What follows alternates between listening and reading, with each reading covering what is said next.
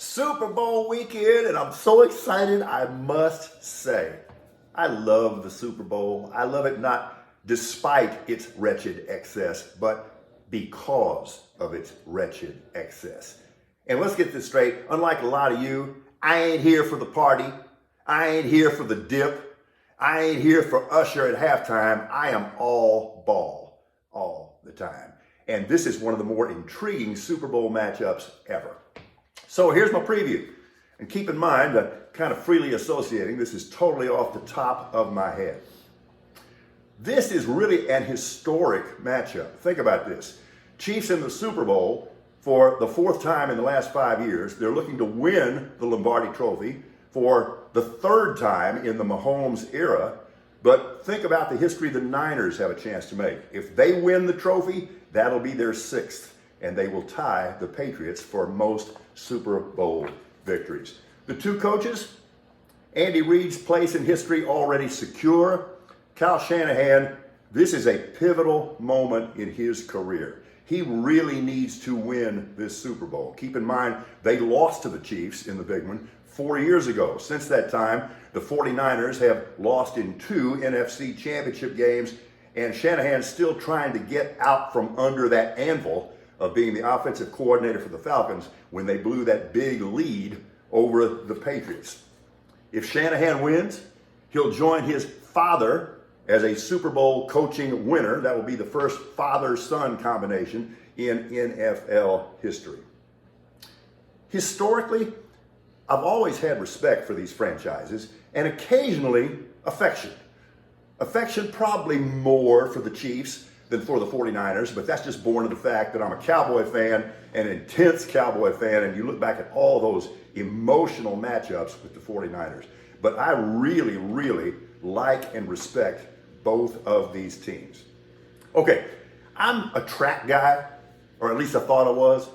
So the best race in track, the best event in all of track and field is the 4x400 relay, or the mile relay if you're an old man. All right, here's the deal. This is going to be settled on the anchor lap on Sunday, and it may go back and forth, and it's going to be who outleans who at the tape. Sometimes we think of football in terms of militaristic terms, weapons, guns. Well, it occurs to me that it's not only the caliber of your weapons, in some cases, it's how many weapons you got. And my initial impression here is numerically, the Niners have more weapons than do the Chiefs. Think about this. The Chiefs still trying to get this thing sorted out at wide receiver. Rashee Rice has looked good. Marquez Valdez-Scantling had the big catch against the Ravens, but still that's an unsettled situation. But look at the number of offensive weapons possessed by the 49ers. I'll talk about Purdy in a moment because that kid's not getting his due. But Christian McCaffrey, the offensive player of the year, maybe the most versatile guy I ever saw. You're going to have to deal with him in so many ways. More on that in a moment. Kittle, yeah, people are going to say he's the second best tight end on the field Sunday. He's the more athletic tight end.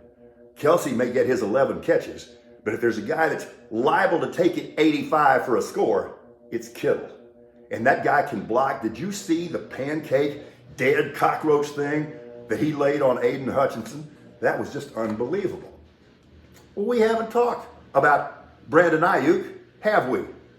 And we haven't talked about Debo, have we? Sometimes it's not just the caliber of your weapons, it's how many weapons you have. The Chiefs, this is a remarkable coaching job by Andy Reid. It really is, because this team has not resembled other Chiefs teams. And as amazing as this sounds, the strength of that team is its defense. And it's really, really good. But they're going to have to get Pacheco going early. Here's where I'm coming from. The 49ers are very talented defensively up front. They got great athletes, but they've underperformed a little bit. Maybe even underperformed a lot. And they kind of got chewed up on the ground by both the Packers and the Lions. I look for Andy to try to get Pacheco going early. because that would take an awful lot of pressure off them. The Chiefs, though, face a little bit of a defensive dilemma, in my opinion. Steve Spagnuolo has done a magnificent job coordinating that defense, and in my view, should have been the assistant coach of the year, but that's another question. But here's the thing, his whole deal is all these exotic blitz packages. Man, you best be careful. Man, you best be careful, because you might just run right by McCaffrey as he's on his way to an 85-yard touchdown. So they're going to have to use that very, very judiciously. 49er back end, a little bit questionable defensively, but this is very interesting. They can't believe there's a stat they keep on this, but they lead the league in best pass defense between the numbers and between the hashes, which is exactly where Kelsey operates most. I think the 49ers are going to let Kelsey get his in terms of the number of catches he gets, but they're really going to try to limit his yards after the catch. So looking at this late, think about this. This is all about how you finish. And at least in recent history, that would tend to favor the 49ers. After going, a couple of years, more than a couple of years, of never coming back to win in the fourth quarter, they've now done it twice in a row in very impressive fashion. They finished strong. But when you think about it, the Chiefs in the playoffs, mostly front end loaded. Think about last week or 2 weeks ago in the AFC Championship game against the Ravens. The Chiefs get touchdowns on their first two possessions. They have 17 points at halftime and don't drink another drop from that point on. So at least historically, recent history, if you want to look at this as a relay race and who's got the finishing kick, right now that would appear to be the 49ers. Health, both of these teams, happily, relatively healthy right now. The 49ers a little bit more so. The Chiefs may miss Charles Omenihu, who suffered that ACL injury in the AFC Championship game against the Ravens a couple of weeks ago. Okay, let me talk about Purdy for a second. Nobody is trying to compare him to Dan Marino. But on the other hand, give this guy his due. 21-5 as a starting quarterback, and knock it off with this game manager thing. People talk about arm strength. Let me tell you about arm strength. Past a certain point, it doesn't matter. The thing is, you have to have adequate arm strength to make all the throws. If all of a sudden you can throw it through a car wash like Josh Allen, God love you, but it's really irrelevant. Is your arm strong enough to make all the throws? And the answer is emphatically yes. I watched this guy, the ball comes off his hand, it pops really well. Yes, he would prefer to throw it between the hashes and the numbers. He would prefer that as opposed to throwing to the outside. But if you looked at the playoff games, when he had to hit that deep out, he hit it. And he used his wheels as well.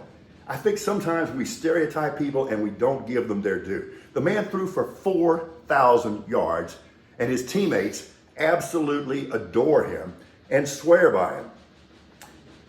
I'm going to put this forward. If there's a quarterback that's going to be under intense pressure at the end of this game, it's going to be Mahomes. It's going to be Mahomes more so than Purdy. Now, that shouldn't make Chiefs fans nervous. Who responds to pressure better than Patrick Mahomes?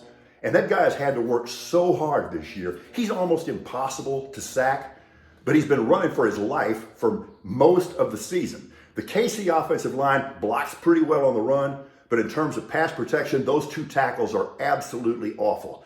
And the 49ers have to be able to exploit that. This is going to come down to the wire. It comes down to the kicker, maybe. And if so, Chiefs fans, you ought to be happy there because you've got a marked advantage because Butker is so much better than that kid for the 49ers. So what's going to happen here? I think a lot of this really hinges on who gets off to a good start. The 49ers have gotten buried in the first half in their last two playoff games. If they let that happen again, they will get boat raced by the Chiefs. I don't think that is going to happen. I think this is going to be a really close game. I think it's going to be decided in the closing seconds. But I think the 49ers are going to win it. Let's say 28-27. Now, before Mendiola gets mad at me, let me concede this. One of the reasons I'm picking the Niners is because their 1 through 53 roster is better than the Chiefs' 1 through 53. Period. On the other hand, last year, the Eagles' 53-man roster was better than the Chiefs' 53-man roster. And look what happened. So we talked about number of weapons, but also calibration of weapons. The biggest gun out there remains Patrick Mahomes. Nevertheless, in a war of attrition, in a classic Super Bowl, I'm taking the Niners, 28-27. Happy weekend.